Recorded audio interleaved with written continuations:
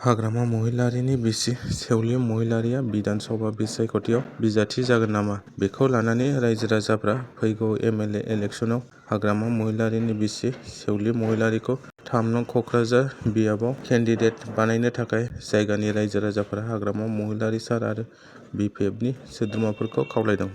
मोनसे गिदिर घटना। जुलि जाबाय थानाय समावनो हिनजाव गोदानखौ गुलि गावना खारदों। खौरांनि गेजेरजों मिथिनो मोननाय बायदिब्ला बिहाराव हाबा जाबाय थानाय समाव हिनजाव गोदानखौ उदैयाव गावना खारदों। जाय हिनजाव गोदाना गोब्राब जोखोमजों देहा फाहामसालियाव फाहामथाय लागासिनो दं। गुलि गावग्रानि मुङा जाबाय डेड मान्डु। बै गुलि गावग्राया हिनजाव गोदाननि न' सेरनि होननानै मिथिनो मोनदों। मिथिनो मोननाय बायदिब्ला गुलि गावग्रा सुबुङा हिनजाव गोदानजों मोजां मोनलायोमोन। नाथाय हिनजाव गोदाना गुबुन हौवाजों हाबा जानायनि थाखाय गुलि गावदों होनना खौरांनि गेजेरजों मिथिनो मोनदों। लोगोसे गुलि गावग्राया दा खारखोमानानै दं होननानै खौरांनि गेजेरजों फोरमायदों। फैगौ एम.एल.ए. इलेक्सनाव फैला सारा इउ.पि.पि.एल दोलोनि बिजाथि महरै हास्थायदों।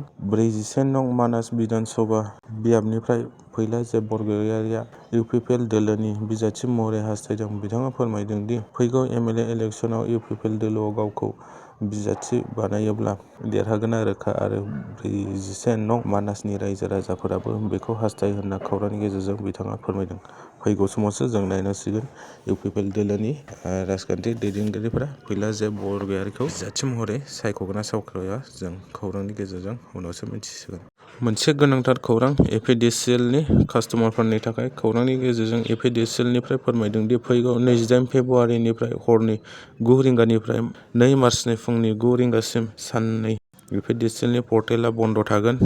बेनिखायनो जायफोर मोब्लिब बिलआ बारा गैला अनलाइननि गेजेरजों सोनानै दोनदो। बयनिसिमबो एपिडिसिएलनि गेजेरजों बे खौरांखौ फोरमायनाय जादों जाहाथे रायजो राजाफोरा उननि समाव हेंथा गोग्लैया।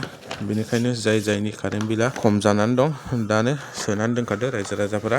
गाहाय मन्त्रि नरेन्द्र मदिनि इन्स्टाग्रामाव 100 मिलियनबो बांसिन फलोवार्स थानाय बियो बुहुमनि गिबिसिन दैदेनगिरि जाबाय। बिथाङा बेनि गेजेरजों फोरमायदों दि बयबो रायजो राजाफोरखौ अननाय आरो सिबिनाय जासिहरदों। बिथाङा थांनाय हरनि समाव क'क्राझार आरो धुबुरी जिल्लानि सिङाव थानाय गौरां दालाङाव माबा मोसौखौ हमनो मोननायजों लोगोसे मोसौ सिखावनि एल्ट' गारिखौबो बुफाय बुसि खालामदों ओनसोलनि सुबुंफोरा।